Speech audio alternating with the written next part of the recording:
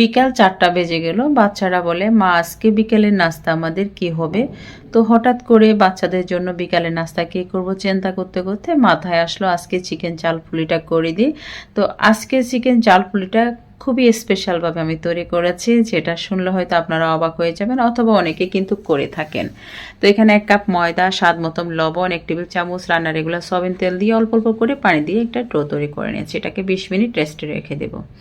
এদিকে ফ্রিজ থেকে কাঁচা মাংস বাইর করতে যাব, তারপর এটাকে আপনার নর্মাল করব, প্রসেসিং করব, এতে সময় কিন্তু আমার 1 থেকে 2 ঘন্টা চলে যাবে। তার জন্য এখানে রান্না করা মাংস ছিল, 1 পিস মাংস নিয়েছি। তারপর পেঁয়াজ কুচি, পেঁয়াজ পাতা, ধনে পাতা কুচি, চাট মশলা, ভাজা জিরে গুঁড়া, ধনে গুঁড়ো, সামান্য একটু হলুদ গুঁড়ো, কাঁচামরিচ, তারপর দিয়ে দেব এখানে টমেটো সস দিয়ে এটাকে ভালো করে মেখে নেব। আমরা চাইলে কিন্তু মায়েরা অনেক কিছু করতে পারি, তারপর আমাদেরকে খাওয়াতে হবে। তো শুধু বাচ্চারা বলতে বাচ্চা না, সন্ধ্যার সময় আমরা কিন্তু একটু চা খেয়ে থাকি। তো চায়ের সাথে তো অবশ্যই আমাদের ঝাল কিছু একটু লাগে, যাতে আমরা বাঙালি মানে আনলিমিটেড খানা পিনা। তো এখন এখানে মাঝখানে দিয়ে দিলাম চিকেন পুরটাকে দিয়ে দিয়েছি। এখন বড় করে একটি নারকেল পিঠার মতন করে কেটে নিয়েছি। আপনারা চাইলে এখানে যে কোনো ডিজাইন করতে পারেন। বন্ধুরা, ভিডিওটি কি কোথা থেকে দেখেছেন অবশ্য মন্তব্য করে জানিয়ে দিবেন। যারা আমার চ্যানেলটিকে সাবস্ক্রাইব করেছেন তাদেরকে অসংখ্য ধন্যবাদ। যারা এখনও করেনি প্লিজ আমার চ্যানেলটিকে সাবস্ক্রাইব করে পাশে থাকা বেল বাটনটি ক্লিক করে দিবেন, যাতে পরবর্তী যে কোনো রেসিপি আপনাদের নোটিফিকেশনে পৌঁছে যায়।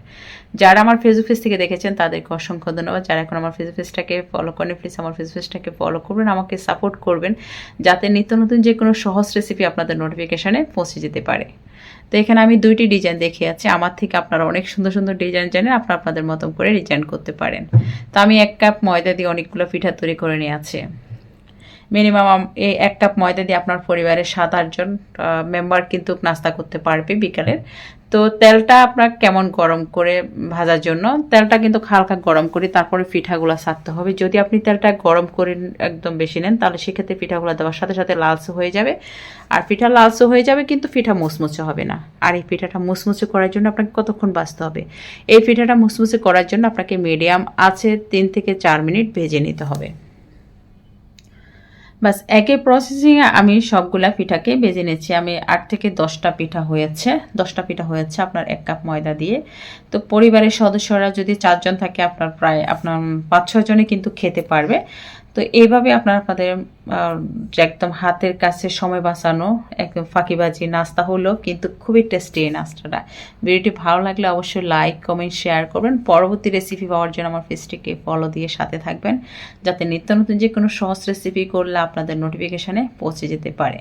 তো পিঠা যখন করেছি তার সাইডগুলো কেটেছি, ওর থেকে ছোট ছোট করে ফুল ফুল করে ওটাও কেটে নিয়েছি, যাতে একটুখানিও কোনো প্রকার আপনার নষ্ট না হয়। তো এখন আমি এটা ভেঙে দেখাচ্ছি কতটা মচমচে হয়েছে, ঝরঝরা হয়েছে।